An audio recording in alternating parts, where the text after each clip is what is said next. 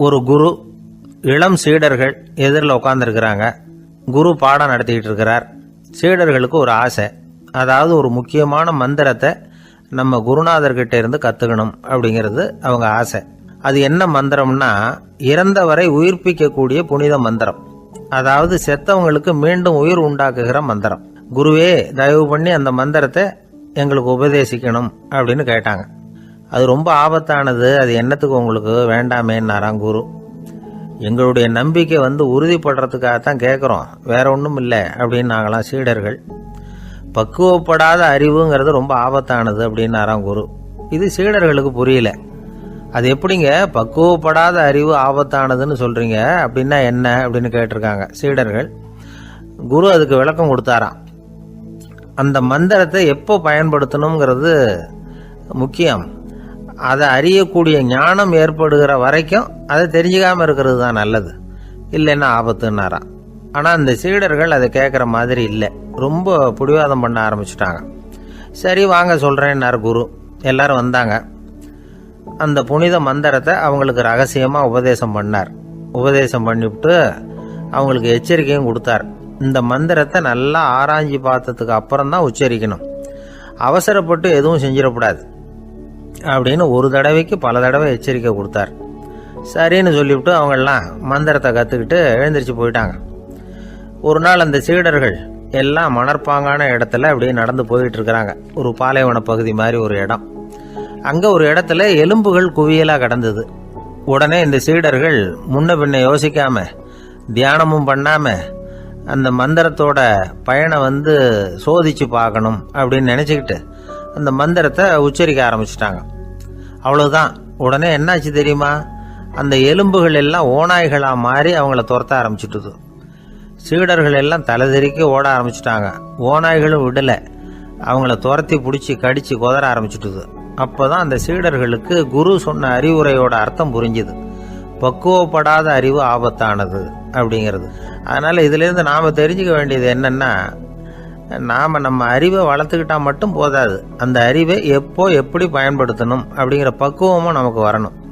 அப்போ தான் வாழ்க்கை நல்லபடியாக அமையும், இல்லைன்னா இடைஞ்சல் தான். இந்த காலத்தில் சில சின்ன பிள்ளைங்களுக்கே அறிவு ரொம்ப பக்குவப்பட்டிருக்குங்கிறத உணர முடியுது. ஒரு சின்ன பையன் பள்ளிக்கூடத்தில் மார்க் லிஸ்ட் கொடுத்தாங்க, வாங்கிக்கிட்டு அவசரமாக வீட்டுக்கு ஓடினான். எதிரில் வந்த ஒருத்தர் கேட்டார், என்ன அவசரம், ஏன் இப்படி வேகமாக ஓடுறேன்னார். எங்கள் அம்மா கிட்ட அடி வாங்கணும், அதுக்காக தான் ஓடுறேன்னா. அடி வாங்கிறதுக்காக இவ்வளவு அவசரம்னார் அவர். அப்படி இல்லைங்க, நான் போகிறதுக்குள்ளே எங்கள் அப்பா வீட்டுக்கு வந்துட்டாருன்னா அவர்கிட்ட அடி வாங்க வேண்டியிருக்கும், அதை அவாய்ட் பண்ணுறதுக்காக இப்படி ஓடுறேன் அப்படின்னு நானா அந்த பையன். இந்த உலகத்தில் எல்லாருக்கும் மகிழ்ச்சி தரக்கூடிய ஒரு பொருள் எது? இது ஒரு முக்கியமான கேள்வி. இந்த கேள்விக்கு பொருத்தமான ஒரு பதிலை உங்களால் சொல்ல முடியுமா? அதாவது கொஞ்சம் யோசித்து பார்த்தா பணம்னு சொல்லலாமா?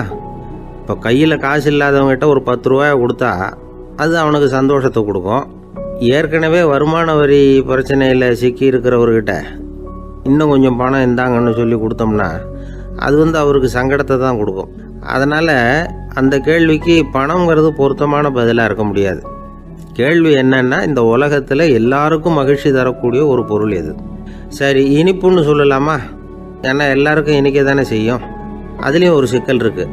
சர்க்கரை வியாதிக்காரங்களுக்கு அது என்ன சந்தோஷத்தையா கொடுக்கும்? ஆக எல்லாருக்கும் வேறுபாடு எதுவும் இல்லாமல் மகிழ்ச்சியை கொடுக்கக்கூடியது வேற ஏதோ ஒன்று இருக்குது. அது என்னன்னு கண்டுபிடிக்கணும்.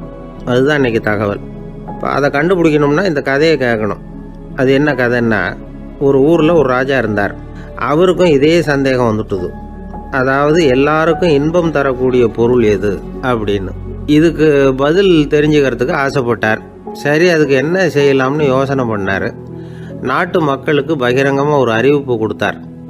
நம்ம நாட்டு மக்கள் இன்பம் தரக்கூடிய பொருள் எதுன்னு நினைக்கிறாங்களோ அதை கொண்டுகிட்டு அரண்மனையில் உள்ள கண்காட்சி மண்டபத்தில் வைக்கலாம்.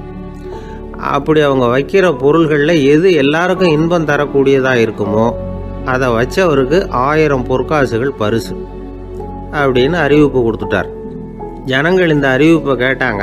அதுக்கப்புறம் சும்மா இருப்பாங்களா? 1000 பொற்காசுன்னா சும்மாவா? அவங்க கையில் என்னென்ன கிடைச்சதோ அதையெல்லாம் கொண்டாந்து அரண்மனை காட்சி மண்டபத்தில் வச்சுட்டாங்க. அதுக்கப்புறமா ராஜா அங்கே வந்தார். ஒவ்வொன்றா பார்த்துக்கிட்டே வந்தார். முதல்ல ஒரு குயில் இருந்தது, இனிமையாக பாடக்கூடிய குயில். இந்த குயிலோட இன்னிசை எல்லாருக்கும் இன்பம் தரக்கூடியது தான். இருந்தாலும் காது கேட்காதவங்களுக்கு இந்த இசை எப்படி இன்பம் தர முடியும்? அதனால் இது சரியில்லைன்னு விட்டார். அடுத்தபடியாக போனார். அங்கே என்ன வச்சுருக்குறாங்கன்னு பார்த்தா ஒரு அழகான மயில் அங்கே தோகை விரித்து ஆடிக்கிட்டு இருக்குது. இந்த மயிலோட ஆட்டம் மனசுக்கு இன்பம் தரக்கூடியது தான். இருந்தாலும் பார்வை இல்லாதவங்க இந்த ஆட்டத்தை பார்த்து ரசிக்க முடியுமா? முடியாது. அதனால் இதுவும் சரியில்லை அப்படின்னு சொல்லிவிட்டார். அதுக்கு அடுத்தபடியாக போனார். பல வகையான இனிப்பு பண்டங்களை வச்சுருந்தாங்க. பார்த்தார், வயசானவங்களுக்கும் நோயாளிகளுக்கும் இது இன்பம் தராது, துன்பம் தான் கொடுக்கும் அப்படின்னார். இப்படி ஒவ்வொன்றா பார்த்துக்கிட்டே போகிறார். அழகான மலர்கள், கனிகள், ஓவியங்கள் எதுவுமே பொருத்தமாக தெரியல. சகல பேருக்கும் இன்பம் தரக்கூடிய வகையில் எதுவும் இல்லை. கடைசியாக வந்தார். அங்கே ஒரு களிமண் பொம்மை இருந்தது. அது என்ன பொம்மை தெரியுமா? பசியால் வாடி இருக்கிற ஒருத்தருக்கு ஒரு அம்மா இனிமையாக பேசிக்கிட்டு சோறு போடுறது மாதிரி அந்த பொம்மையை செஞ்சுருந்தாங்க. அதுக்கு கீழே அன்பு அப்படின்னு எழுதியிருந்ததுதான். ராஜா பளிச்சுன்னு ஒரு முடிவுக்கு வந்தார். அந்த பொம்மையை செஞ்ச சிற்பியை வரவழைச்சார், பரிசு கொடுத்தார். அன்பு ஒன்று தான் எல்லாருக்கும் இன்பம் அளிக்கக்கூடிய பொருள்.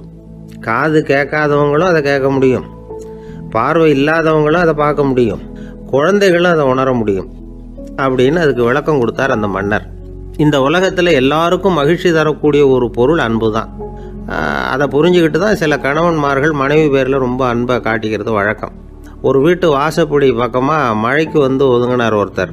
மழை தூரிக்கிட்டு இருந்தது, இருட்டு நேரம். அந்த வீட்டில் இருந்தவர், இன்னைக்கு ராத்திரி வேணும்னா இங்கேயே தங்கிட்டு காலையில் போங்க அப்படின்னார். உடனே இவர் சொன்னார், ரொம்ப நன்றிங்க, ஒரு 10 நிமிஷத்தில் இதை வந்துவிடுறேன் அப்படின்னு சொல்லிவிட்டு எங்கேயோ ஓடினார். 10 நிமிஷம் கழித்து திரும்பி வந்தார். ஆமாம், எங்கே போயிட்டு வந்தீங்கன்னு கேட்டார் வீட்டில் இருந்தவர்.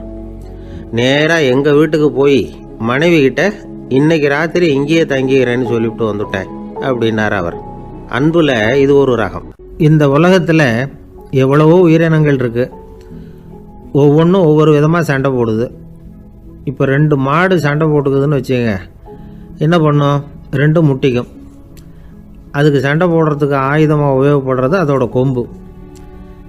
2 சேவல் சண்டை போட்டுக்குதுன்னு வச்சுங்க, அதுக்கு ஆயுதமாக உபயோகப்படுறது அதோட கால் நகம். காலால் தான் அது ஒன்றோட ஒன்று சண்டை போட்டுக்கும். ஆனால் 2 மனுஷன் சண்டை போட்டுக்கிறான்னு வச்சுங்க, இவன் இன்னதை தான் ஆயுதமாக உபயோகப்படுத்துவான்னு குறிப்பிட்டு சொல்ல முடியாது. கல்லை எடுப்பான், கத்தி எடுப்பான், துப்பாக்கி எடுப்பான், என்ன வேணாலும் பண்ணுவான். வாயால் திட்டுவான், கையால் அடிப்பான், காலால் உதைப்பான், சகலகலா வல்லவன். விலங்குகள்லாம் பொதுவாக வாயை சாப்பிட்றதுக்கு மட்டும்தான் உபயோகப்படுத்துது. ஆனால் இவனுக்கு சாப்பிட்றதுக்கும் அதுதான், சாப்பிட்டு விட்டு திட்டுறதுக்கும் அதுதான். ஆனால் ஒரு விஷயத்தில் மட்டும் கெட்டிக்கிறேன். அதாவது நாம் சண்டை போட்டுக்கிட்டாலும் பரவாயில்லை, கோழிகள் சண்டை போடாமல் இருக்கணும் அப்படின்னு ஆசைப்படுறான். எதுக்காக? கோழிகள் சண்டை போடாமல் இருந்தால் நிறைய முட்டைகள் போடுமா, அதுக்காக தான் இந்த அக்கறை. கோழி பண்ணை வச்சுருக்கிறவங்களுக்கு இது ஒரு பெரிய பிரச்சனை. அதாவது பண்ணையில் இருக்கிற கோழிகளுக்குள்ளே அடிக்கடி சண்டை வந்துடும். அதனால் முட்டை உற்பத்தி குறைஞ்சிரும். சரி, இதுக்கு என்ன பண்ணுறது? பண்ணையில் போய் உட்காந்துக்கிட்டு தினமும் பஞ்சாயத்து பேசிகிட்டு இருக்க முடியுமா? அமெரிக்காவில் கோழி பண்ணை வச்சுருக்கிற ஒருத்தர் இதை பற்றி யோசனை பண்ணி பார்த்தாராம். ஒரு வழியையும் கண்டுபிடிச்சிருக்கார். கோழிக்கெல்லாம் மூக்கு கண்ணாடி மாட்டி விட்டுட்டோம்னா அது சண்டை போடுற குணம் குறைஞ்சிரும், முட்டை அதிகமாகிடும். அந்த கண்ணாடியில் உள்ள லென்ஸு சிவப்பு நிறத்தில் இருக்கணும், அவ்வளவுதான் அப்படின்னு அவர் கண்டுபிடிச்சாராம். இது ஏற்கனவே நடைமுறையில் கண்டுபிடிக்கப்பட்ட ஒரு விஷயம். ஆனால் எல்லா கோழிக்கும் சிவப்பு மூக்கு கண்ணாடி எப்படி மாட்டி விடுறது? அப்படியே மாட்டி விட்டாலும் அது நழுவாமல் இருக்கணுமே. இப்போ நாமெல்லாம் நடு விரலால் மூக்கு கண்ணாடி நடுவில் தொட்டு அப்படி ஸ்டைலாக சரி பண்ணிக்கிறோம். அது மாதிரி கோழி எப்படி சரி பண்ணிக்கும்? இதுதான் பிரச்சனை. இதுக்கு அவர் என்ன வழி கண்டுபிடிச்சாருன்னா, கோழிக்கெல்லாம் மூக்கு கண்ணாடிக்கு பதிலாக விழியொட்டு வில்லைகள், கான்டாக்ட் லென்ஸ், அதை பொருத்தி விட்டா என்ன அப்படின்னு யோசனை பண்ணார். அதே மாதிரி பண்ணார். அதே மாதிரி செஞ்சு பார்த்தார், வெற்றி. அதுக்கப்புறம் கோழியெல்லாம் சண்டை போட்டுக்கலையாம், சமாதான பிரியர்கள் ஆகிட்டு தான். கோழிகளுக்கு இயல்பாகவே சண்டை போடுற குணம் உண்டு. ஆனால் அதோட கண்ணுக்கு பார்க்குற பொருள்லாம் ரோஜா நிறத்துலையோ அல்லது இன்னும் சொல்ல போனால் அழுத்தமான சிவப்பு நிறத்துலையோ தெரிஞ்சதுன்னா சண்டை போடுற குணம் குறைஞ்சிருதான். அந்த சமயத்தில் அது அதிகமாகவும் முட்டையிட ஆரம்பிச்சுடுதான். அதே நேரத்தில் இறை எடுக்கிறத கூட குறைச்சிக்குதான். இது ஏன் இப்படி பண்ணுதுங்கிறது விஞ்ஞானிகளுக்கு இன்னமும் புரியலையா. எப்படியோ அமெரிக்க கோழிகள்லாம் கான்டாக்ட் லென்ஸ் பொருத்திக்க ஆரம்பித்தாச்சு. கோழி கழுத்தை பிடிச்சிக்கிட்டு ஒரு சில வினாடிகளில் அதை பொருத்தி விட்றாங்களாம். கோழியோட ஆயுள் பூரா அது அப்படியே இருக்குமா. பண்ணையில் முட்டை உற்பத்தி குறைஞ்சா இது மாதிரி விஞ்ஞானபூர்வமாக பரிகாரம் தேடுறது தான் நல்லது. நமக்கு வேண்டியப்பட்ட ஒருத்தர் அவர் ஒரு கோழி பண்ணை வச்சுருந்தார். அந்த பண்ணையில் பாதி கோழி திடீர்னு செத்து போச்சு. உடனே ஒரு கால்நடை மருத்துவர்கிட்ட போக வேண்டியது தானே. அங்கே போகல. உள்ளூரில் மந்திரம் பண்ணிகிட்டு இருந்த ஒரு சாமியார்கிட்ட போனார். அவர் காலில் விழுந்தார். சாமி, என் பண்ணையில் பாதி கோழி செத்து போட்டுதுன்னார். சாமியார் யோசனை பண்ணார். சரி, பண்ணையில் வாசப்படி கிழக்கு பக்கமாக வச்சுருக்கியா மேற்கு பக்கமாக வச்சுருக்கியான்னு கேட்டார். கிழக்கு பக்கமாக இருக்குன்னார் அவர். அதுதான் தப்பு, மேற்கு பக்கமாக அதை மாற்று சரியாக போடும்னாராம். அதே போல் இவர் போய் மாற்றிவிட்டார். அப்பவும் பாதி செத்து போச்சு. மறுபடியும் சொன்னார், சாமி மறுபடியும் பாதி கோழி செத்து போட்டுதேன்னார். சரி, கூரை எப்படி போட்டிருக்க, ஓடு போட்டிருக்கியா இல்லை கீத்து போட்டிருக்கியான்னார். ஓடு போட்டிருக்கேன்னாராம் அவர். அதுதான் தப்பு, கீத்து போட்டுரு சரியாக போடும்னாராம். சரின்னு போய் அதையும் மாற்றி பார்த்தார். மறுபடியும் போயிட்டுது, கோழி செத்து போச்சு. வந்தார். மறுபடியும் பாதி செத்து போச்சு சாமின்னு வந்தார். இவரும் யோசனையை மாற்றி மாற்றி சொல்லிகிட்டே இருக்கிறார். இப்படி அவரும் மாற்றி மாற்றி பார்த்தார். 6வது தடவையாக அவரை தேடிட்டு வந்தார். அந்த சமயத்தில் இவர் ரொம்ப தீவிரமாக யோசனை பண்ணி பார்த்துட்டு, அது சரிப்பா, நீயும் என்கிட்ட சளைக்காமல் வந்துக்கிட்டு இருக்கிற, நானும் யோசனை சொல்லிகிட்டு இருக்கேன். இப்போவும் உங்ககிட்ட சொல்கிறதுக்கு என்கிட்ட யோசனை நிறையா இருக்குது. ஆனால் சோதிக்கிறதுக்கு உங்ககிட்ட கோழி இல்லையே, என்ன பண்ணுறது அப்படின்னாராம். இவர் போய்கிட்டு இருந்தார். அவர் தோளில் ஒரு பெரிய துணி மூட்டை, அதை சுமந்துக்கிட்டு கடத்தெருவை நோக்கி அவர் போய்கிட்டு இருக்கிறார். வழியில் அவரை சந்தித்தார் உமர். அவர் கேட்டார், கலீஃபா அவர்களே, எங்கே புறப்பட்டுட்டீங்க அப்படின்னு கேட்டார். கலீஃபான்னா ஆட்சித்தலைவர்னு அர்த்தம். இதுக்கு அவர் சொன்னார், நான் துணி வணிகம் செய்கிறவன், அதனால் துணி வியாபாரம் செய்கிறதுக்காக போயிட்டுருக்கிறேன்னார். நீங்கள் இப்போ இந்த நாட்டுக்கு ஆட்சித்தலைவர், ஆட்சி பொறுப்பில் இருக்கிறீங்க. நீங்கள் வியாபாரம் செய்ய போட்டால் அரசு பணிகளை செய்கிறது யார் அப்படின்னு கேட்டார் அவர்.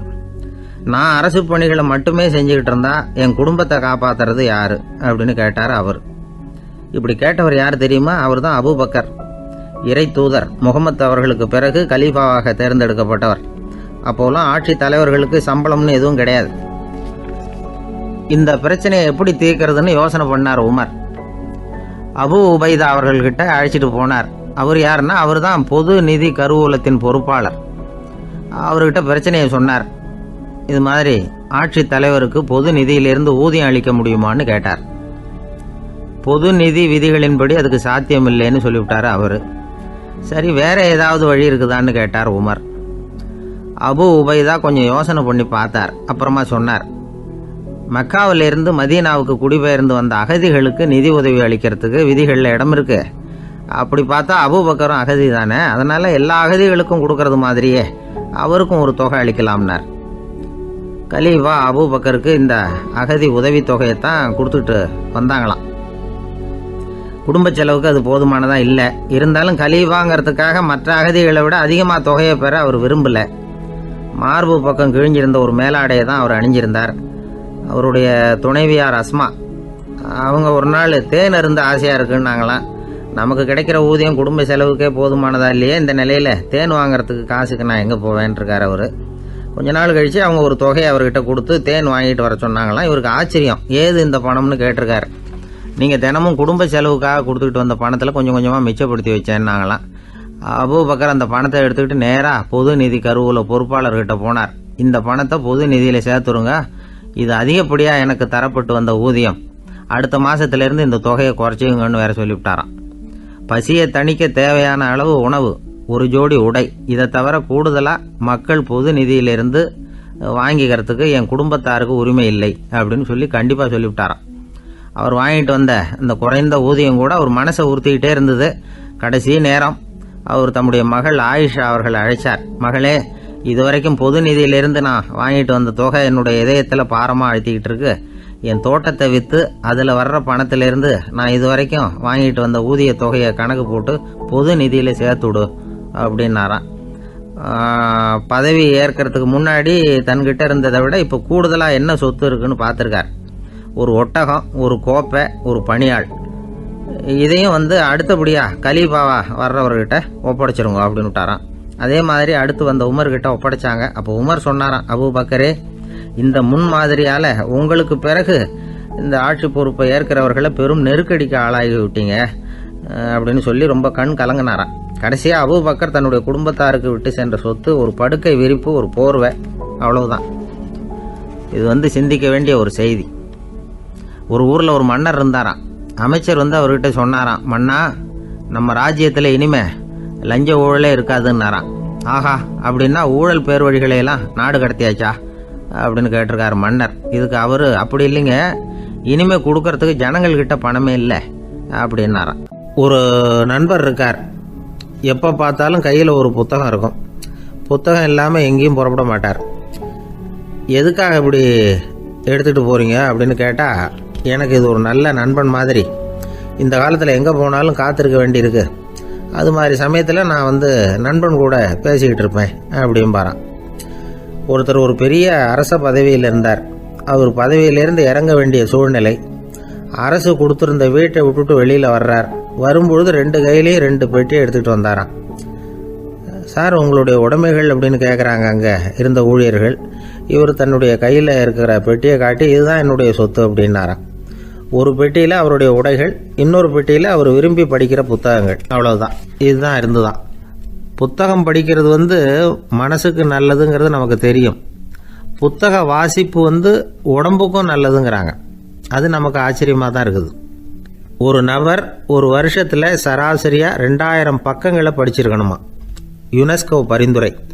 ஆனால் நம்ம நாட்டில் நாம் சராசரியாக படிக்கிறது 32 பக்கங்கள், அவ்வளவுதான்.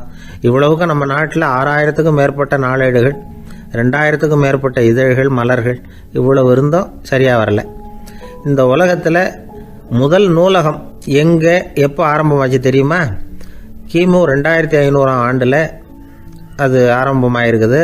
பாபிலோனியாவில் அமில் அணு அப்படிங்கிற அரசன் தான் நூலகத்தை உருவாக்கி இருக்கிறான். அப்போல்லாம் தாள் கிடையாது, களிமண் தான். களிமண் பலகைகளில் எழுதி அது தொகுத்து அப்படியே நூலாக்கி அதை நூலகத்தில் வச்சுருப்பாங்களாம். அரசருடைய நூலகத்தில் 1000க்கும் மேற்பட்ட நூல்கள் இருந்ததாக வரலாற்று குறிப்பு இருக்குது. அது மட்டும் இல்லை, அந்த நூலகத்தில் பொருள் வாரியாக, அதாவது சப்ஜெக்ட் வாரியாக புத்தகங்களை வகைப்படுத்தி வச்சுருந்தாங்களாம்.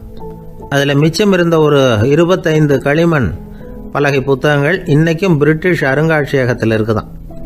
அச்சு, தாள் இதெல்லாம் ஏற்பட்டதுக்கப்புறம் அமைக்கப்பட்டது தான் பிரான்சில் இருக்கக்கூடிய பாரிஸ் நூலகம். 1480 பிரெஞ்சு மன்னர் 11ஆம் லூயி இந்த நூலகத்தை அமைச்சாராம். ஆனால் அப்போல்லாம் அரசர்கள் மட்டும்தான் நூலகத்தை பயன்படுத்த முடியுமா. அதுக்கப்புறம் 17ஆம் நூற்றாண்டில் இந்த முறை மாறி பொதுமக்கள் அங்கே போகலாம், படிக்கலாம் அப்படிங்கிற நிலைமை வந்துதான். போட்லியன் நூலகம் அப்படின்னு அதுக்கு பேர், பாரிஸ் நகரத்தில் இருக்குது. அங்கே தான் நூல்களின் பட்டியல் தயாரிப்பு பணி ஆரம்பமாச்சு. கல்வி வளர்ச்சியையும் நூலகத்தையும் இணைச்சவர் நெப்போலியன் போனபார்ட். முன்பணம் செலுத்தி புத்தகத்தை படிக்கிற முறையையும் அவர் தான் கொண்டுகிட்டு வந்தாராம். மக்கள்கிட்ட வசூலிக்கிற வரியின் ஒரு பகுதியை நூலகத்துக்கு பயன்படுத்தினவரும் அவர் தானா. நெப்போலியன் நூலகத்தில் உலகத்தில் உள்ள எல்லா மொழி நூல்களும் இருக்குதான். அங்கே ஒரு தமிழ் நூலும் இருந்திருக்குது. அது என்னென்னா கம்பராமாயணம். சோவியத் யூனியனுக்கு படையெடுத்து போனப்போ அங்கேருந்து லட்சக்கணக்கான புத்தகங்களை இந்த பனிச்சறுக்கு வாகனங்கள் இருக்குல்ல, அதில் கொண்டுகிட்டு வந்ததாக வரலாறு. அடுத்தபடியாக குறிப்பிட்டு சொல்லத்தக்க நூலகம் எதுன்னா பிரிட்டிஷ் நூலகம். மிக பழைய கையெட்டு பிரதியெல்லாம் கூட அங்கே இருக்குது. 1753 ஆரம்பமாச்சு. அதில் உள்ள நூல்களை வரிசையாக அடுக்கினா 180 கிலோமீட்டர் நீளத்துக்கு வருமா. மிகப்பெரிய நூலகம் அமெரிக்க தலைநகர் வாஷிங்டனில் இருக்குதான்.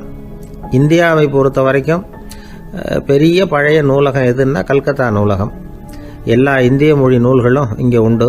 மகாகவி பாரதியார் நடத்தின இந்தியாங்கிற இதழின் எல்லா பிரதிகளும் அங்கே பாதுகாப்பாக இருக்குது. படிக்கும் பழக்கம் இங்கே வளர வேண்டியிருக்குது. ஒருத்தர்கிட்ட ஒரு புஸ்தகத்தை கொடுத்து விமர்சனம் எழுத சொல்லியிருந்தாங்க. கொஞ்ச நாள் கழித்து அவரை போய் பார்த்து, என்னங்க புஸ்தகத்தை படித்து பார்த்தீங்களா அப்படின்னு கேட்டாங்களாம். இதுக்கு அவர் சொல்லியிருக்கிறார், இன்னும் நான் படித்து பார்க்கலிங்க, இப்போ தானே விமர்சனமே எழுதி முடிச்சிருக்கிறேன், இனிமே தான் படிக்கணும் அப்படின்னாராம். ஒருத்தர் ரொம்பவும் மகிழ்ச்சியாக வந்துக்கிட்டு இருந்தார். என்ன விஷயம்னு விசாரித்தேன். நான் தோற்று போயிட்டேன், அதுதான் மனசுக்கு மகிழ்ச்சியாக இருக்குது அப்படின்னார். எனக்கு இது ரொம்ப ஆச்சரியமாக போச்சு. இந்த உலகத்தில் தோற்று போகிறவங்க யாரும் மகிழ்ச்சியாக இருக்கிறது இல்லை. அப்படி இருக்கிறப்ப இவர் இப்படி சொல்கிறாரே, எங்கே தோற்று போனீங்கன்னு கேட்டேன். அதுக்கப்புறம் தான் அவர் விவரமாக சொன்னார். என்னோட 5 வயசு குழந்தையோட நான் விளையாடிக்கிட்டு இருந்தேன். அந்த விளையாட்டில் என் குழந்தை ஜெயிச்சுட்டுது, நான் தோற்று போயிட்டேன் அப்படின்னார் ரொம்ப உற்சாகமாக. நான் யோசித்து பார்த்தேன். அதாவது நாம் சின்ன குழந்தையாக இருக்கிறப்போ எந்த விளையாட்டில் கலந்துக்கிட்டாலும் அதில் நாம் தான் ஜெயிக்கணும்னு ஒரு வெறி நமக்குள்ளே இருக்கும். நம்மளை எதிர்த்து விளையாடுறவர் நல்லவரா கெட்டவரா, பெரியவரா சின்னவரா அப்படிங்கிறதெல்லாம் முக்கியம் கிடையாது. அவர் தோற்று போகணும், நாம் ஜெயிக்கணும், அதுதான் முக்கியம்.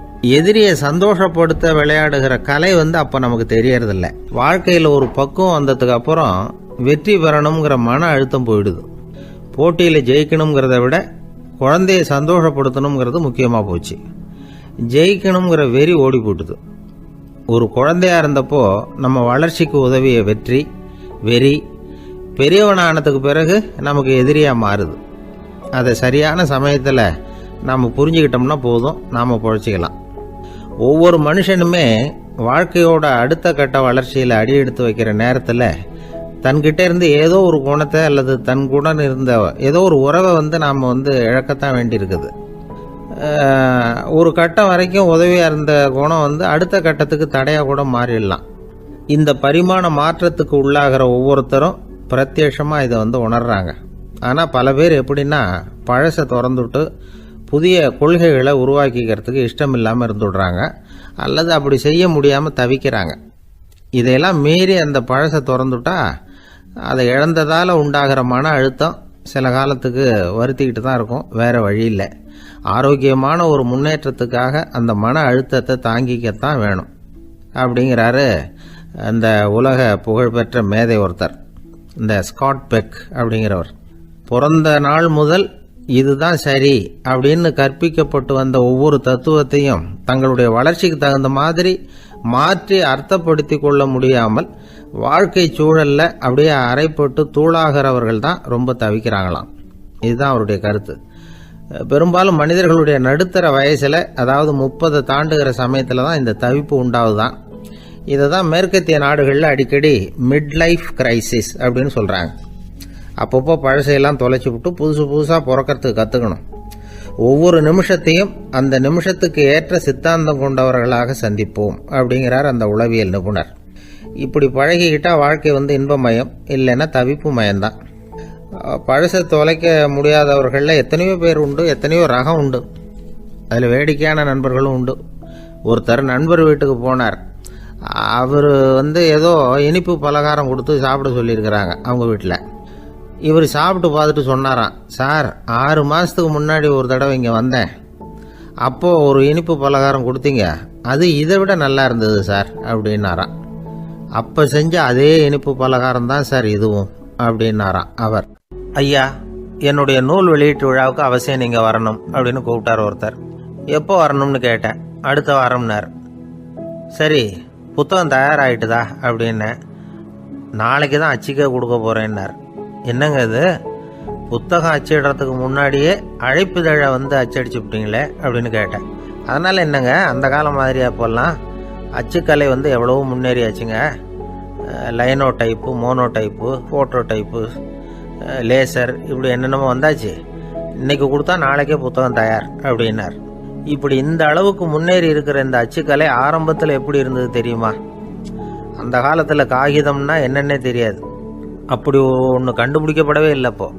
அப்போல்லாம் எதையாவது ஒன்று எழுதணும்னா அதுக்கு ஆட்டு தோலை தான் பயன்படுத்தி இருக்கிறாங்க. கண்ணுக்குட்டி தோல் கூட அதுக்கு உபயோகப்பட்டு தான். ஐரோப்பாவில் இருந்த பாதிரியார்கள் தோலில் எழுதப்பட்ட புத்தகத்தை தயாரிக்கிறதுல ரொம்ப கெட்டிக்காரங்களாம்.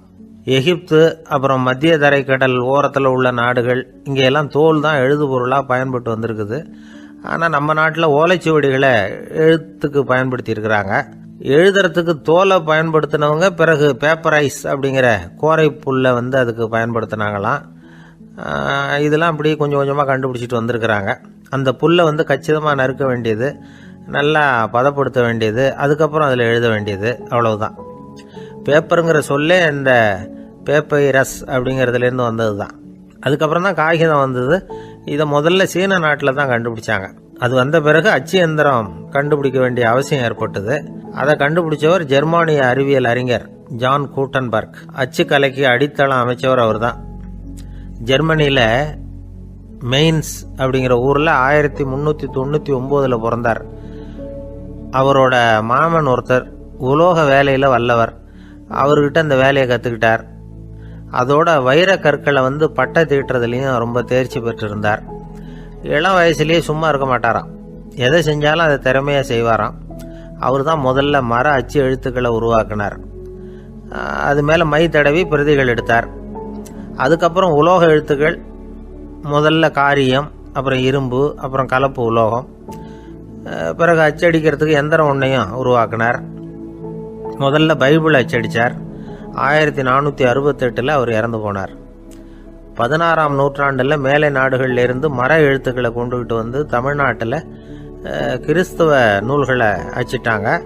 அப்போல்லாம் அச்சகங்கள் போதிய அளவுக்கு இங்கே இல்லை. அதுக்கு என்ன காரணம்னா, இந்தியர்கள் அச்சகங்களை நடத்தக்கூடாது அப்படின்னு சட்டம். 1835 வரைக்கும் அந்த சட்டம் நடைமுறையில் இருந்தது. இந்த நிலைமையில் அங்கேயும் இங்கேயுமா 1-2 அச்சகங்கள் ஆரம்பமாச்சு. 1713 தரங்கம்பாடியில் லூத்தரன் மிஷன் அச்சகம், அதே ஆண்டில் சென்னையில் எஸ்பிசிகே அச்சகம். இது ரெண்டும் தான் இந்தியாவில் முதல்ல தொடங்கப்பட்ட அச்சகங்கள். ஆட்டுத்தோல்லையும் ஓலைச்சுவடியிலையும் எழுதப்பட்ட எழுத்துக்கள் இன்னைக்கு எங்கேயோ போயிட்டுது. ஆனால் நம்ம ஊரில் எழுத்தாளர்கள் நிலைமை தான் ஒன்றும் சொல்லிக்கிறது மாதிரி இல்லை. நம்ம ஆள் ஒருத்தர் சொன்னார், சார், நான் சொந்தத்தில் ஒரு அச்சாபீஸ் வச்சுருந்தேன், இப்போவும் வச்சுருக்கிறேன். அதனால் என்னுடைய படைப்புகளை புத்தகமாக வெளியிடுறதுல எனக்கு ஒன்றும் கஷ்டம் இல்லை. வருஷத்துக்கு ஒரு புத்தகம் எழுதி வெளியிட்டுருவேன். 15 வருஷமாக இலக்கிய உலகத்துக்கு இப்படி சேவை செஞ்சுக்கிட்டு வர்றேன். ஆனால் இந்த வருஷம்தான் வாசகர்கள் எனக்கு பாராட்டு விழா நடத்தி இருக்கிறாங்க அப்படின்னார். இந்த வருஷம் அப்படி என்ன விசேஷம் அப்படின்னு கேட்டோம். இந்த வருஷம்தான் நான் எந்த புத்தகம் எழுதி வெளியிடாமல் இருந்தேன், அதுக்காகத்தான் எனக்கு இந்த பாராட்டு விழா அப்படின்னார். ஊருக்கு வெளியில் அமைதியான ஒரு இடம், அங்கே ஒரு ஆசிரமம், அங்கே ஒரு சாமியார். அவர் தினமும் நல்ல போதனைகள்லாம் செய்வார். பல பேர் போய் அங்கேயே சில நாள் தங்கி இருந்து அவர் சொல்கிற அறிவுரைகளை எல்லாம் கேட்டுக்கிட்டு வர்றது வழக்கம். ஒரு தடவை அவரை பார்த்துட்டு போகிறதுக்காக 3 வெளியூர் தம்பதிகள் வந்தாங்களாம். அந்த மடத்திலேயே சாப்பிட்டுக்கிட்டு தங்கி இருந்து அவங்களுடைய போதனைகளை கேட்டுக்கிட்டு போகணுங்கிறது அவங்க நோக்கம். காலையில் குளிச்சுட்டு பூஜையில் உட்காந்தார் அந்த சுவாமி. இவங்களும் குளிச்சுட்டு அந்த பூஜையை பார்க்கறதுக்காக அவர் முன்னாடி உட்காந்தாங்க. பூஜை ஆரம்பமாச்சு. சம்பிரதாயப்படி அது ரொம்ப நேரம் நடந்துக்கிட்டே இருக்குது. இவங்களுக்கு நல்ல பசி இருந்தாலும் இந்த நேரத்தில் அதை எப்படி வெளியில் காட்டிக்கிறது? பேசாமல் இருந்தாங்க. அந்த சுவாமி பூஜையை முடித்தார். அதுக்கப்புறம் பேச ஆரம்பித்தார். பேச்சு அருமையாக தான் இருந்தது, அமிர்தமாக தான் இருந்தது. இருந்தாலும் இவங்களுக்கு இருக்கிற வயிற்று பசி அது சரியாக கவனிக்க விடலை. அந்த சுவாமியே இதை கவனிச்சதா தெரியல. இவங்களுக்கு மனசுக்குள்ள ஒரு எண்ணம், உள்ளே சாப்பாடு தயாராகிட்டு இருக்கும் போல இருக்கு, இந்த பேச்சு முடிஞ்சதும் நம்மளை உள்ளே அழைச்சிட்டு போய் சாப்பாடு போடுவாங்கன்னு நினைக்கிறோம் அப்படின்னு இவங்களாம் நினச்சிக்கிட்டாங்க. ஆனால் சுவாமி இதை பற்றி எதுவுமே பேசலை, கண்டுக்கலை. ஒரு அம்மாவால் அதுக்கு மேலே சும்மா இருக்க முடியுமா? முடியல. சாப்பாட்டை கவனிக்கலாமா அப்படின்னு சொல்லி மெதுவாக ஆரம்பித்தாங்க. கவனிக்கலாமே அப்படின்னு உள்ளே அழைச்சிட்டு போனார் சுவாமி. இவங்க ரொம்ப அவசரமாக எழுந்திருச்சு உள்ளே ஓடினாங்க. அங்கே ஒரு மேஜை மேலே ஒரு கிண்ணம் மூடி இருந்தது. இதுதான் சாப்பாட்டு மேஜை போல இருக்கு, இங்கே சாப்பாடு வந்துடும் அப்படின்னு நினச்சாங்க. உடனே போய் சுற்றி உட்காந்துக்கிட்டாங்க. சுவாமி அந்த கிண்ணத்தை எடுத்து அந்த அம்மா கிட்ட கொடுத்தார். அவங்க அதை வாங்கி மூடியை திறந்து பார்க்குறாங்க. உள்ளே ஒரு சாவி இருக்குது. சரிதான், இது சமையலறை சாவி போல இருக்கு, அங்கே போய் அதை திறந்து சாப்பாட்டை நாமே எடுத்துக்கிட்டு இங்கே வச்சுக்கிட்டு சாப்பிடணும் போல இருக்கு அப்படின்னு நினச்சாங்க. சாவி இருக்கு இல்லையா, வாங்க பூட்டு நிறையா காட்டுறேன் அப்படின்னு சுவாமி அவங்கள அழைச்சிட்டு போனார், காட்டினார். இவங்க அந்த அறையை ரொம்ப அவளோடு திறந்தாங்க. உள்ளே பார்த்தா அங்கே அரிசி, பருப்பு, விதவிதமான காய்கறி எல்லாம் இருக்குது. சமையலுக்கு வேண்டிய மிளகாய், எண்ணெய், பால், தயிர், நெய் இப்படி எல்லாமே இருக்குது. அடுப்பு, விறகு, நெருப்பு போட்டி அது கூட அங்கே இருக்குது. சாப்பாடு தயாராக இருக்கும்னு நினச்சிக்கிட்டு போனால் இப்படி இருக்குதே அப்படின்னு சொல்லி அதை பார்த்ததும் ரொம்ப சோர்ந்து போட்டாங்க அவங்க. சுவாமி, என்ன இது சாப்பாடு இல்லையா அப்படின்னாங்க. அதுதான் சாப்பாட்டுக்கு வேண்டிய எல்லாம் இங்கே இருக்குதே, அடுப்பு மூட்டி நீங்கள் தான் அவங்கவுங்க ருசிக்கு தகுந்த மாதிரி சமைச்சிக்கணும். இந்த சன்னியாசிக்கு எப்படி சமைக்க தெரியும் அப்படின்னு கேட்டார் சுவாமி. சாப்பாடு தயாராக இருக்கும்னு நாங்கள் எதிர்பார்த்தோம் அப்படின்னாங்க. நீங்கள் இப்படி சொல்லுவீங்கன்னு நானும் எதிர்பார்த்தேன். இது வரைக்கும் நான் எவ்வளவோ தத்துவம்லாம் எடுத்து சொன்னேன். எல்லாத்தையும் விட இதுதான் அனுபவபூர்வமான தத்துவம். ஆண்டவன் நமக்கு நல்ல மனசை கொடுத்துருக்குறான், நல்ல வாய்ப்புகளையும் தந்திருக்கிறான், அதையெல்லாம் பயன்படுத்திக்கக்கூடிய மூளையையும் சிந்தனையையும் கொடுத்துருக்குறான். அதனால் அடுப்பை தான் நீங்கள் மூட்டணும், அடுப்பை நீங்கள் தான் மூட்டணும், உங்களுக்கு உகந்ததை நீங்கள் தான் சமைச்சு ருசித்து அனுபவிக்கணும். ஆண்டவனே அதை செஞ்சுக்கிட்டு இருக்க மாட்டான் அப்படின்னாராம் அந்த சுவாமி. நம்முடைய வாழ்க்கையில் பல நல்ல பலன்களை பெறறதுக்கு நாம தான் முயற்சி பண்ணணும்.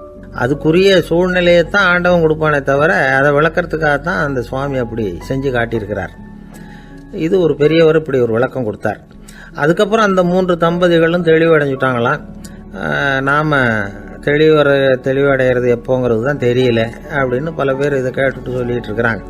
இந்த கதையை நம்முடைய நண்பர் ஒருத்தர்கிட்ட சொன்னேன். அந்த நண்பர் ரொம்ப சந்தோஷப்பட்டார். நீங்கள் சொல்கிறது கரெக்டு சார், ஆனால் நான் அதை விட ஒரு படி மேலே சார். எனக்கெல்லாம் அரிசி பருப்பு இருக்கிற ரூம் எதுன்னு கையை காட்டிட்டா போதும், உடனே கிண்ணத்துலேருந்து சாவியை எடுத்து கொடுக்கணுங்கிற அவசியம்லாம் இல்லை எனக்கு. அப்புறம் எப்படி ரூமை திறந்துருவீங்க அப்படின்னு கேட்டேன். பூட்டை உடைச்சி திறந்துருவேன், அதுதான் எனக்கு பழக்கம் அப்படிங்கிறார். ஒரு காலத்தில் பிரஷ்யா அப்படின்னு ஒரு தேசம் இருந்தது. இப்போ ஜெர்மனி இருக்குல்ல, இதோட பெரும்பகுதி ஒரு காலத்தில் பிரஷ்யாங்கிற பேரில் இருந்தது. அப்போ அதுக்கு அரசராக இருந்தவர் மகா ஃப்ரெடரிக், அதாவது ஃப்ரெடரிக் தி கிரேட் அப்படின்னு சொல்லுவாங்க. அந்த ராஜாவுக்கு ஒரு சந்தேகம். நாம் பல வகையான வரிகளை விதித்து வசூல் பண்ணுறோம், அப்படி பண்ணி வருமானம் குறைஞ்சிக்கிட்டே போகுதே, இதுக்கு என்ன காரணமாக இருக்கும்? இதுதான் அவருக்கு ஏற்பட்ட சந்தேகம். ஒரு சமயம் அந்த அரசர் தம்முடைய அமைச்சர்களையும் பிரபுக்களையும் தளபதிகளையும் கூப்பிட்டு ஒரு விருந்து வச்சார். விருந்து முடிஞ்சதும் அவங்கள பார்த்து இந்த சந்தேகத்தை கேட்டார்.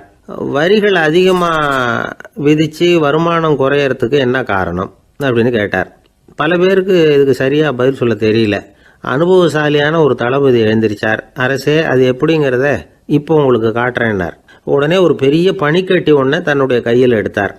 அதை அப்படியும் எப்படியும் திருப்பி பார்த்தார். அப்புறம் அடுத்தவர்கிட்ட கொடுத்தார். அவர் அதை அப்படியும் எப்படியும் திருப்பி பார்த்துட்டு அடுத்தபடியாக இருந்தவர்கிட்ட கொடுத்தார். இப்படியே இதை ஒவ்வொருத்தராக பார்த்துட்டு ஒவ்வொரு கையாக மாறி கடைசியில் மன்னர் கைக்கு போய் சேர்ந்தது.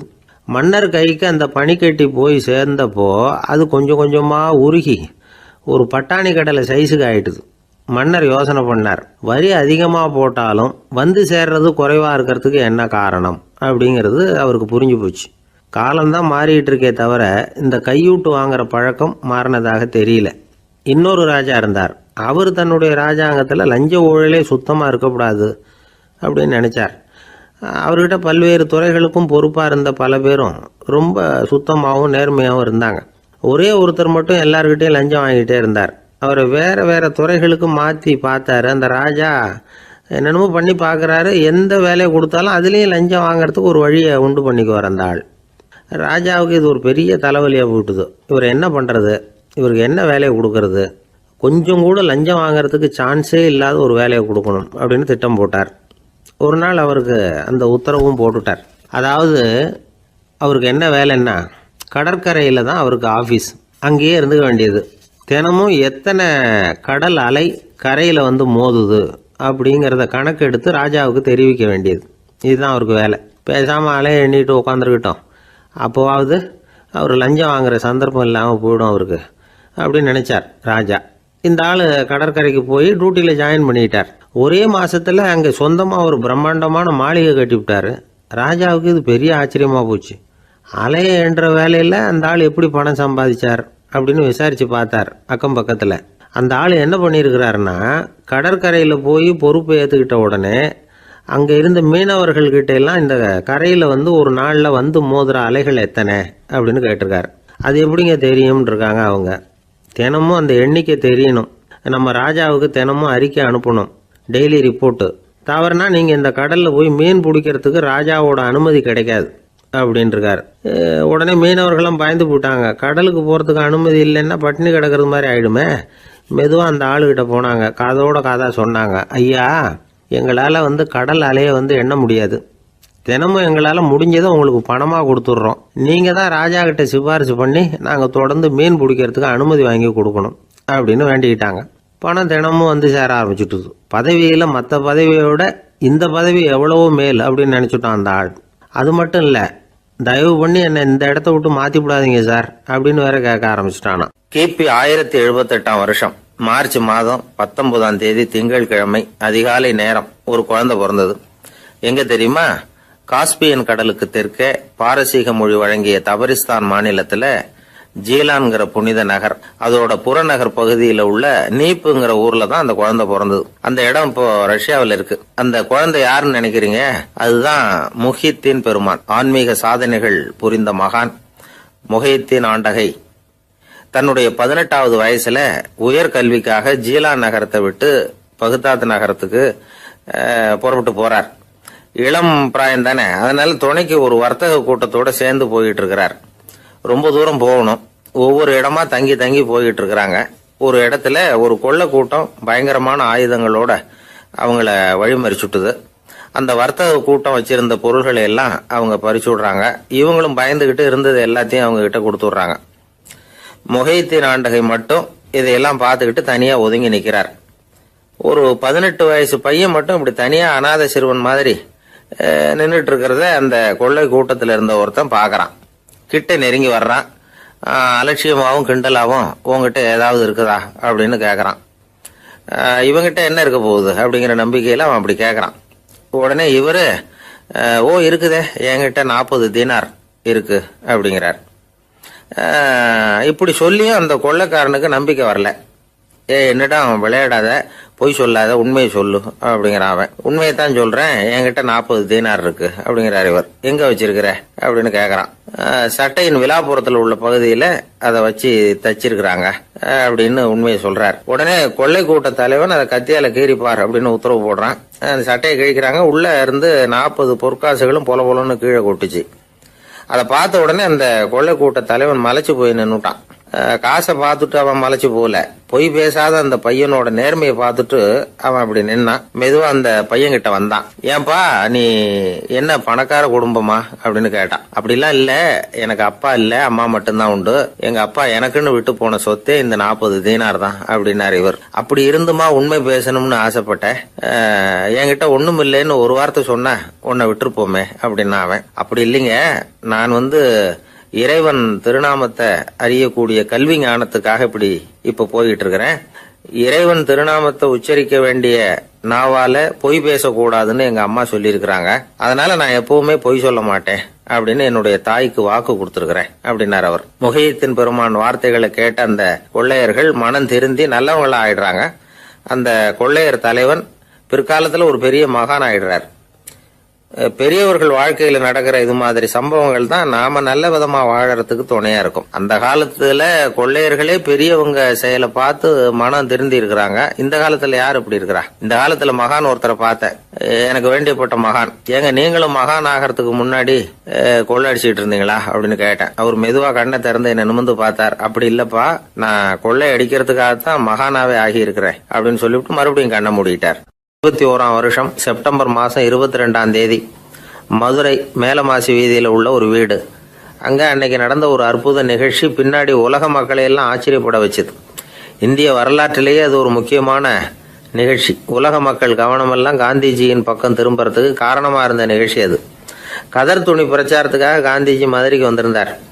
சென்னை துணி வணிகர் சங்கத்தின் துணைத் தலைவர் ஒருத்தர் இருந்தார், ராம்ஜி கல்யாண் சேட்ஜி. அவருடைய வீடு மதுரை மேலமாசி வீதியில் இருந்தது. அந்த வீட்டில் தான் காந்திஜி தங்கியிருந்தார். அப்போது வயலுக்கு போகிற உழவர்கள்லாம் சின்ன சின்ன துண்டை இடுப்பில் கட்டிக்கிட்டு கலப்பையை தூக்கிக்கிட்டு தெருவில் நடந்து போகிறத கவனிச்சார். ஏற்கனவே சேலத்துக்கு தெற்க பல பகுதிகளில் ஆண்களும் பெண்களும் அரைகுறை ஆடைகளோட உழைச்சிக்கிட்டு இருக்கிறத கண்ணால் கண்டிருக்கிறார் அவர். இந்தியரின் சராசரி உடை இவ்வளவு தான் அப்படிங்கிறத புரிஞ்சுக்கிட்டார். மனசை இன்னும் பண்ணியிருக்குது. ராத்திரி பூரா அதை பற்றியே யோசனை. 22/9/21 வியாழக்கிழமை காலையில் காந்திஜி எழுந்திருக்கிறார். அவர் கூட தங்கியிருந்தவங்களையெல்லாம் பார்த்து சொன்னார், இன்னையிலிருந்து அறையில் முழு அகலத்துண்டு தான் கட்டுவேன். குளிர் அதிகமாக உள்ள காலங்களில் மட்டும் போர்வை ஒன்றும் உபயோகப்படுத்துவேன். மற்றபடி மேலங்கியோ குல்லாவோ எதுவும் போட்டுக்க மாட்டேன். தற்காலிகமாக இந்த ஏற்பாட்டை 1 மாதத்துக்கு ஏற்றுக்குவேன். அதுக்கு பிறகு உசிதம் போல எண்ணி பார்த்து முடிவு பண்ணுவேன் அப்படின்னார். அவருடைய குரல் உறுதியாக இருந்துதான். உடனே செயலில் இறங்கினார். தம்முடைய 10 முழ வேட்டி, மேலங்கி, உள் சட்டை, குல்லா எல்லாத்தையும் களைஞ்சார். வேட்டியிலிருந்து ஒரு 4 முழ துணியை எடுத்துக்கிட்டார். இதுக்கு உதவி செஞ்சவர் அன்னைக்கு விருதுநகரில் பிரபல தொண்டராக இருந்த பழனிக்குமார பிள்ளை. வெட்டி எடுத்த துண்டை நீள வாக்கில் ரெட்டையாக மடித்தார். அதை இடுப்பில் துண்டு மாதிரி கட்டிக்கிட்டார். தலையில் சின்ன உச்சி குடுமி, அறையில் சின்ன துண்டு. அண்ணல் காந்தி ஆண்டி கோலத்தில் காட்சி அளிக்கிறார். கூட இருந்தவங்களை பார்த்து காரைக்குடிக்கு புறப்படலாமே அப்படின்னார். அவர் நண்பர்களும் சீடர்களும் திகைச்சு போய் நிற்கிறாங்க. இந்த விரதம் நிரந்தரமாக ஆயிடுமோங்கிற பயம் அவங்களுக்கு. எப்படியோ இந்த விவரம் ராஜாஜிக்கு அன்னைக்கு பிரபலமாக விளங்கின தேசபக்தர் டாக்டர் TSS ராஜனுக்கு எட்டுச்சு. உடனே 2 பேரும் ஓடி வந்தாங்க. வேண்டாமே இந்த கோலம் அப்படின்னாங்க. காந்திஜி தன்னுடைய முடிவில் உறுதியாக இருந்தார். ராஜாஜி என்னென்னமோ வாதமெல்லாம் பண்ணி பார்த்தார். உங்களுடைய வாதத்துக்கு என்னால் பதில் சொல்ல முடியல, இருந்தாலும் நான் செய்கிறது தான் சரிங்கிறதுல எனக்கு சந்தேகம் இல்லை. இன்னைக்கு அதிகாலை 3 மணி இருக்கும். நான் ஓரளவு விழிச்சுக்கிட்டேன். அதாவது உறக்கமும் விழிப்புமா இருந்த நிலையில் எனக்கு இந்த எண்ணம் உண்டாச்சு. இது என்னுடைய அந்தராத்மாவின் ஆணை, அதை என்னால் மீற முடியாது அப்படின்னு சொல்லிவிட்டாராம் காந்திஜி. கதர் பிரச்சாரத்துக்காக காரைக்குடிக்கு கிளம்பினார். வாசலில் 4 மோட்டார் வண்டிகள் காத்துக்கிட்டு இருந்தது. வீதியில் 2 பக்கமும் ஜனங்கள். காந்திஜி இடுப்பு துணியோட மோட்டார் வண்டியில் ஏறினார். நண்பர்களும் சீடர்களும் மக்களும் உடல் சிலிர்க்க அந்த காட்சியை பார்க்குறாங்க. மோட்டார் வண்டி நகர ஆரம்பிக்குது. எப்பேற்பட்ட காட்சி அது! சுக்கநாத பெருமானியே கூலி ஆளாக்கிய மண், அப்படி ஆக்கி மண் சுமக்க வச்ச மதுரை இல்லையா, அந்த மதுரை தான் காந்திஜி துறவி கோலம் கொள்றதுக்கும் காரணமாக இருந்திருக்குது. இது இன்னைக்கு எத்தனை பேருக்கு தெரியும்? ஒரு தடவை காந்திஜி நேருவும் சுற்றுப்பயணம் செஞ்சாங்களாம். ஒரு இடத்துல நடந்து போயிட்டு இருக்கிறாங்க. குறுக்க ஒரு வாய்க்கால். நேரு என்ன பண்ணார் தெரியுமா? தன்னுடைய இளமை துடிப்பை காட்டுறதுக்காக கொஞ்சம் தூரம் பின்னாடி போய் அங்கேருந்து வேகமாக ஓடி வந்து அந்த வாய்க்காலை தாண்டினாராம். காந்திஜி அப்படி பண்ணலை. பக்கத்தில் இருந்த பாலம் வழியாக அந்த வாய்க்காலை கடந்து வந்தார். நேரு காந்திஜியை பார்த்து சிரிச்சுக்கிட்டே, என்ன மாதிரி நீங்களும் தாண்டி இருக்கலாமே அப்படின்னாராம். அதுக்கு காந்திஜி சிரிச்சுக்கிட்டே சொன்னாராம், 2 அடி முன்னேறதுக்காக 5 அடி பின்னாடி போகிறதா அப்படின்னாராம். ஒரு ஊரில் ஒரு ராஜா இருந்தார். அந்த ராஜாவுக்கு ஒரு புள்ள. அந்த பிள்ளைக்கு விவரமே தெரியாது. அவன் ஒரு முட்டாளுங்கிறது எல்லாருக்கும் தெரியும்.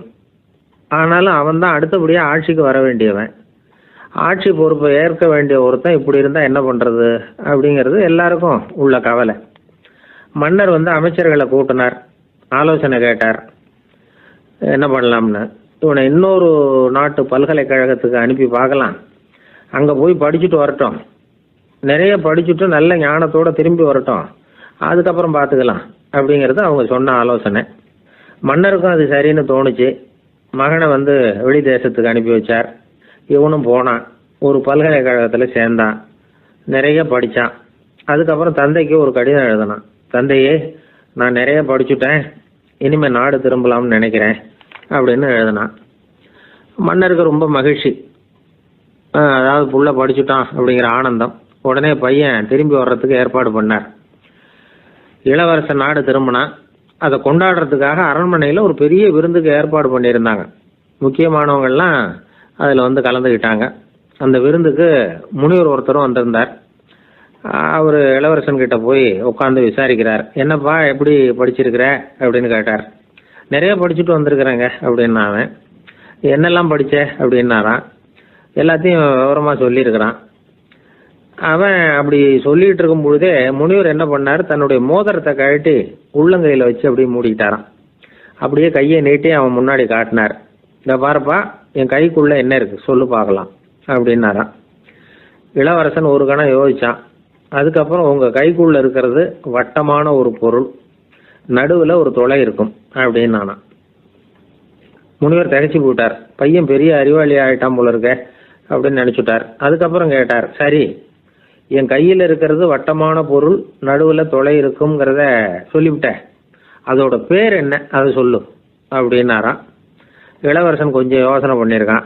அப்புறம் சொன்னானா, முனிவரே, நான் படித்த விஞ்ஞானம் உங்களுக்கு பதில் சொல்கிறதுக்கு உதவலை, இருந்தாலும் பதில் சொல்கிறேன், அது ஒரு வண்டி சக்கரம் அப்படின்னானா. இப்போதான் முனிவர் யோசிச்சாராம். அவருக்கு புரிஞ்சுதான், அதாவது முட்டாளை படிக்க வைக்கலாம், ஆனால் சிந்திக்க வைக்க முடியாது அப்படிங்கிறத அவர் புரிஞ்சுக்கிட்டாராம். தகவல் அறிவு ஞானமாகாது அப்படிங்கிறார் ஓஷோ. ஏன்னா தகவல்கள் மாறுதலை ஏற்படுத்துறதில்ல, ஆனால் ஞானம்ங்கிறது மாறுதலால் உண்டாகக்கூடிய ஒன்று. அதுதான் ரெண்டுக்கும் உள்ள வித்தியாசம். மனம் சரியான வழிக்கு வரணும், அதுக்கப்புறம் படிக்கிற கல்வி தான் உண்மையான கல்வி. சரி, மனம் சரியாக வர்றதுக்கு என்ன வழி அப்படின்னு கேட்டால், மனிதன் முழு மாறுதலுக்கான வழிமுறை தியானம்தான் அப்படிங்கிறார் அவர். அதனால தான் நிறைய படிச்சிருக்கேன்னு சொல்கிறவன் எல்லாம் ஞானம் உள்ளவன் நினச்சிடக்கூடாது. ஒருத்தர் இன்னொரு பெரிய மனிதரை அழைச்சிட்டு அறிமுகப்படுத்தினாராம்.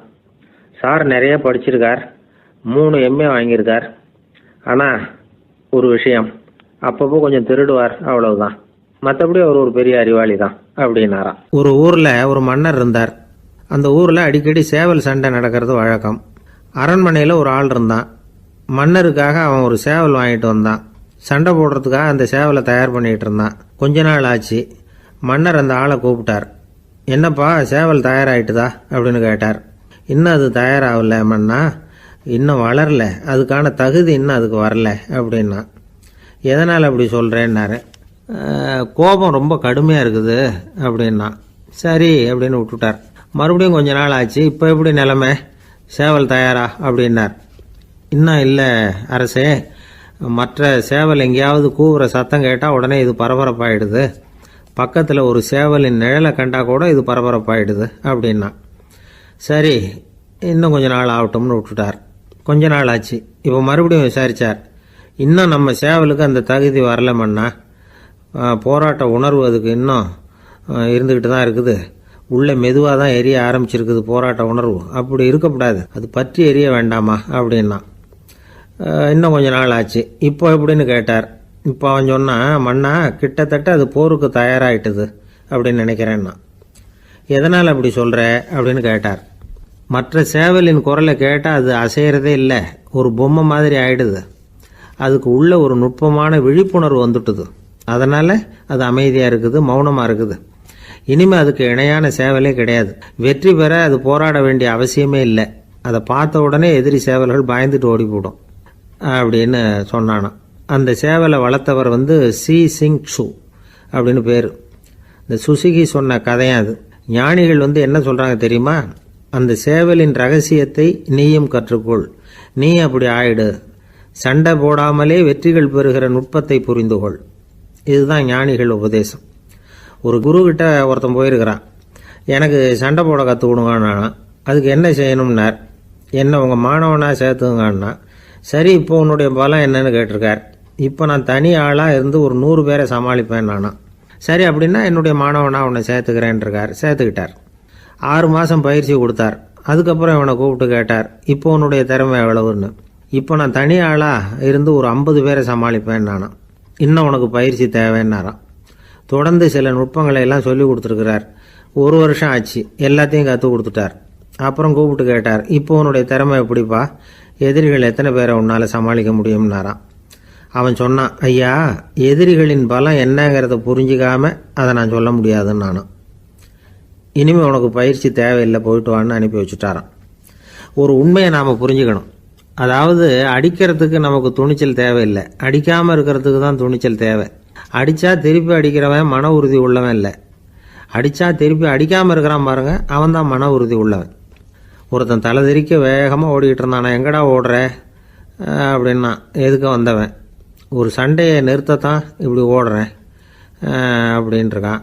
யாருக்கும் சண்டை, எனக்கும் இன்னொரு ஆளுக்கும் சண்டை அப்படின்னு நான். அவன் எது ரொம்பவும் கஷ்டமான காரியம் அப்படின்னு கேட்டார் ஒருத்தர். ஒருத்தருக்கு ஒருத்தர் சண்டை போடாமல் இருக்கிறது தான் ரொம்ப கஷ்டமான காரியம் அப்படின்னு தோணுது. ஒரு நாட்டுக்கும் இன்னொரு நாட்டுக்கும் சண்டை, நாட்டுக்குள்ளேயே ஒரு குரூப்புக்கும் இன்னொரு குரூப்புக்கும் சண்டை. ஏன் சண்டை போட்டுக்கிறீங்கன்னு கேட்டு பாருங்கள். நாங்கள் சமாதானத்துக்காக தான் சண்டை போட்டுக்கிறோம் அப்படிம்பாங்க. வாழறதுக்காக பிறந்த மனுஷன் லட்சியத்துக்காக உயிரை விட தயார் அப்படின்னு சொல்லிகிட்டு இருப்பான். அப்படி உயிரை விடுறவங்கள நாமளும் பாராட்டுவோம். ஆனால் ஒன்றுமில்லாத விஷயங்களுக்கெல்லாம் சண்டை போடுறவங்களெல்லாம், அப்படிப்பட்டவங்களையும் சரி உயிரை விடுறவங்களையும் சரி என்னென்னு சொல்கிறது, யுத்தங்களாலேயும் சண்டைகளாலேயும் நாம் அடையிறது என்னங்கிறது ஒரு பக்கம் இருக்கட்டும், இழக்கிறது என்ன தெரியுமா, ஏராளமான உயிர்கள். ரத்தம் சிந்துறதுக்கு நான் தயார் அப்படின்னு மார்தட்டி சொல்லலாம். ஆனால் ரத்தம் சிந்தினா உயிர் காத்துக்கிட்டு இருக்க தயார் இல்லை. அதாவது உயிர் நமக்காக காத்துக்கிட்டு இருக்க தயார் இல்லை. இழக்கிற ரத்தத்தை ஈடுகட்டினா தான் உயிரை காப்பாற்ற முடியும். அதனால் இது சம்மந்தமாக ஆராய்ச்சி செய்கிற கட்டாயம் ஏற்பட்டு போச்சு. அதோட விளைவாக புதுசாக ஒன்றை கண்டுபிடிச்சிருக்கிறாங்க. அதுதான் செயற்கை ரத்த பொடி. இப்போ இந்த திடீர் சாம்பார் பொடி, திடீர் ரசப்பொடி, திடீர் காப்பி பொடி இப்படிலாம் சொல்கிறோம்ல, அது மாதிரி இது திடீர் ரத்த பொடி.